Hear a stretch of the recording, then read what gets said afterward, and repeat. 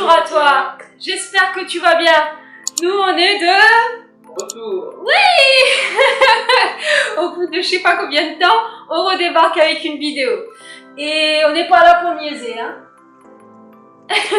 Donc, pour t'expliquer, ça fait un moment qu'on n'a pas tourné, ça fait un moment qu'on n'a pas posté. Et comment dire, 2018 a été... 2018, n'importe quoi. 2019 a été compliqué, plein de péripéties, plein de changements. Et on arrive en 2020, période de confinement, et notre cerveau a... comment dire, ça a tourné. Ça a surtout passé vite et là, tout d'un coup, stop. Ouais, tout d'un coup, tout s'arrête. Tout s'arrête. On est chez nous. Et bah du coup l'esprit créatif revient, donc on en a discuté, on s'est dit qu'on allait relancer tout le processus qu'on a mis en place sur Autonomie Lifestyle. Non pas que ça s'était arrêté parce que nous on a continué à faire plein de projets, il y a beaucoup de choses qui vont continuer à bouger, on va vous en parler dans d'autres vidéos. Mais en tout cas on avait envie de continuer à partager ça avec vous, donc oui il y a eu pas mal de pauses. Mais on se relance là et on va publier beaucoup plus régulièrement, on a commencé à mettre un programme déjà, on a des idées, donc oui, on poursuit toujours, nous, notre projet de ça, Autonomie Lifestyle, avec ces 3 piliers dont parlait Cédric, alimentaire, financière et puis énergétique.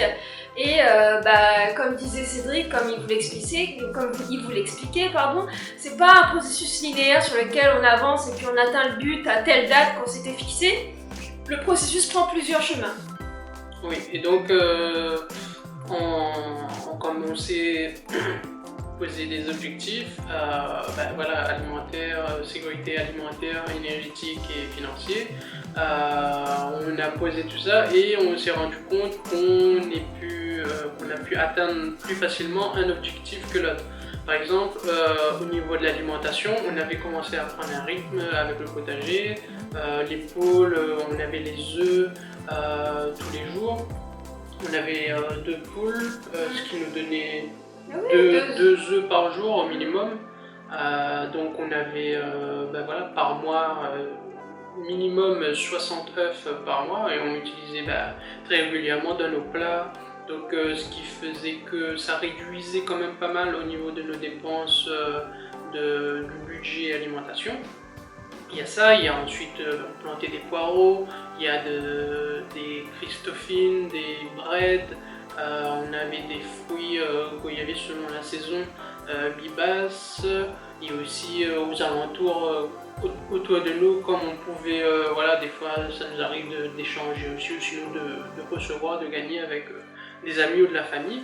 Donc ça nous a permis, pendant un an, on est resté là-haut on a fait 3 ans.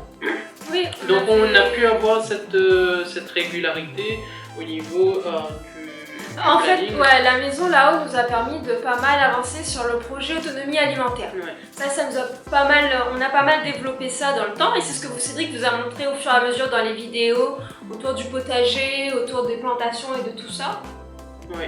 Et ensuite, comme on s'est mis comme objectif aussi également, il y avait le point financier, d'obtenir plus de liberté financière. On s'est fixé comme objectif d'atteindre la liberté financière, c'est-à-dire de ne plus dépendre d'un patron d'un travail pour faire rentrer de l'argent. Et donc on a trouvé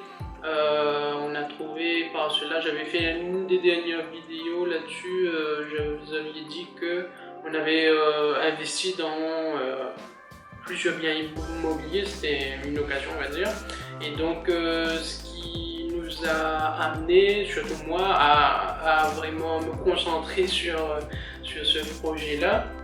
Donc on a acheté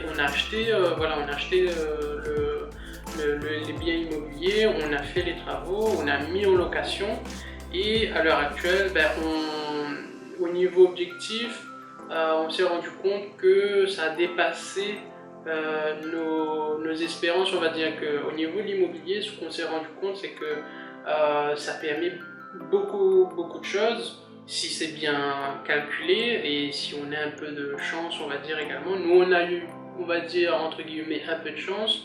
Oui et non, parce que si je cherchais pas ces biens immobiliers là, ça peut pas être que de la chance, quoi. Il y a tout un travail de recherche et d'investissement C'est oui, on est tombé sur le bon projet au bon moment, mais c'est pas de la chance. Non, on va dire non, on ne Non. peut pas dire que c'est de la chance. Pas parce que, vu l'énergie mise dedans. ouais, il y avait de l'énergie, il y avait de la recherche et ben, on s'est investi, on s'est engagé et on a acheté. Voilà, donc on s'est lancé.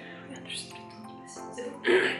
Et donc on s'est mis là-dessus et donc au final on s'est rendu compte que on a fait une bonne affaire, on a bien géré notre affaire et on a une très bonne rentabilité, ce qui nous a permis on est à ça, on va dire, de la liberté financière, c'est-à-dire que la liberté financière, c'est que Elodie, elle peut quitter son job vu que moi j'ai pas de contrat salarié. Donc elle peut quitter. En fait, si je peux expliquer, ouais. Juste, on est presque on a dépassé le mi-chemin de la liberté financière, c'est-à-dire que grâce à l'immobilier, en fait, Cédric était avant au RSA, il ne l'est plus, il a sa société maintenant d'immobilier, tout comme j'ai la mienne. En fait, on vous expliquera un jour plus comment ça s'est monté. Et en fait, il n'a plus besoin déjà des aides de l'État. Donc déjà, la moitié de notre couple est déjà autonome financièrement. Aujourd'hui, par rapport à tout ce bordel, le fait qu'on ait déménagé, parce que là on n'est plus chez nous, là où on avait l'habitude de vous faire des vidéos, et par rapport à tout le chamboulement que j'ai mis là-dedans, changement de travail et tout ça, on a encore besoin que je travaille. Il y a encore besoin de mon salaire qui est amené par mon contrat de travail. Et donc le reste du cheminement, ça serait de plus avoir besoin de cette phase-là. Oui et non. C'est-à-dire ? Oui et non, parce que vu qu'à l'heure actuelle on habite ici, c'est une dépense qui nous amène que... On a besoin du contrat de travail, voilà. Mais parce qu'on on est en train d'enchaîner sur d'autres projets. On a d'autres projets, on a d'autres envies. C'est-à-dire qu'on serait resté chez nous et on n'aurait pas fait grand-chose. Mon salaire était en plus en fait. Voilà. Sauf que l'être humain est imparfait et on change d'avis tout le temps. Et j'ai encore envie un peu de travailler et j'ai d'autres projets derrière. Donc aujourd'hui il y a encore mon travail, mon salaire et une dépense de location pour ici.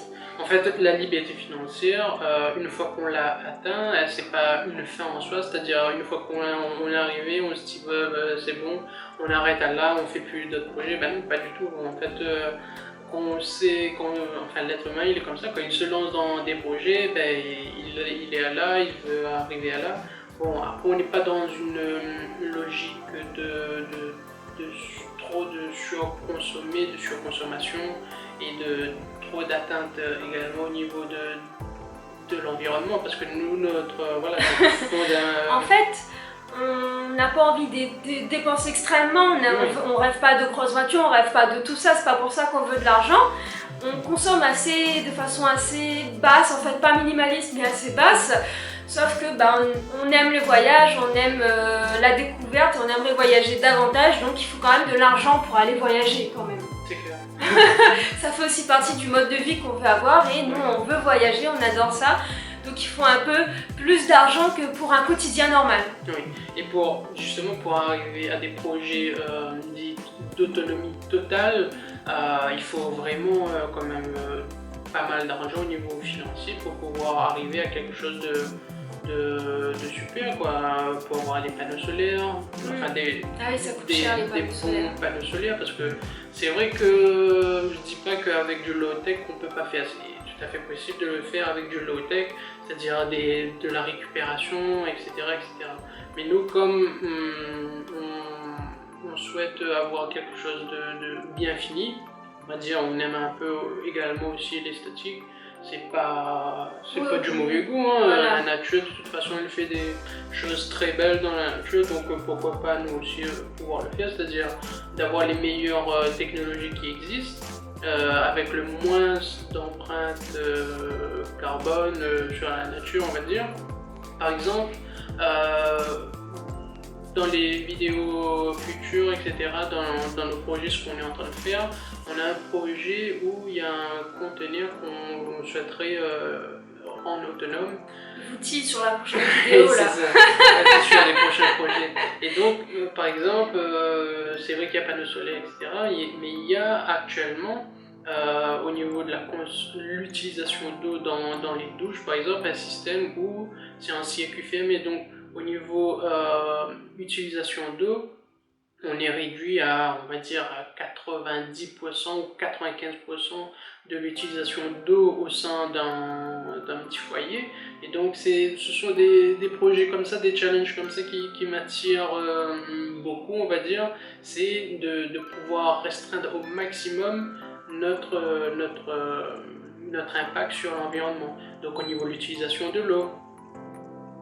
Non, c'est pas lui. Donc au niveau de l'utilisation de l'eau, l'efficacité énergétique, on a des nouvelles startups qui émergent au niveau, de notre secteur. Il y a, enfin, je suis au courant et en contact avec une société qui a une nouvelle technologie, on va dire, sur l'efficacité énergétique et du stockage, et donc c'est des technologies qui m'intéressent, mais ça coûte quand même, ça reste relativement cher. Et donc voilà, donc, on est parti sur différents projets, que ce soit financier, autonomie, etc. On est sur pas mal de choses. Donc voilà, on aimerait avoir une marge financière plus grande, c'est pour ça qu'on va développer d'autres projets, on mène d'autres choses et on va vous en parler dans la vidéo, nos projets 2020 à suivre. Et puis bah voilà, on continue, Autonomie Lifestyle continue. En tout cas, nous, vous avez compris, on a continué à développer nos projets, à faire avancer pas mal de choses et on les a pas mis sur la chaîne. On va vous tenir davantage au courant là, dans les prochains mois, dans cette année et puis à suivre. Et donc, n'hésitez pas, hein, abonnez-vous, suivez ce qui va se passer. Abonnez-vous. Dites-nous, ouais. Dites-nous vous, comment est-ce que vous allez, surtout déjà.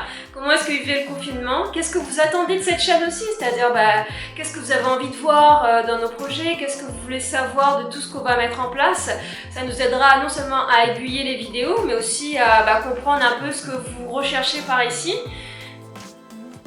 Oui, et de toute façon, l'avenir va nous dire, là on reste un peu dans le flou, on est en mode confinement, donc on ne sait pas trop où est-ce que l'économie, où est-ce que la finance, où est-ce que l'environnement, si on va possiblement avoir des vagues de pandémie, on ne sait pas du tout. Donc là on est dans l'incertitude totale.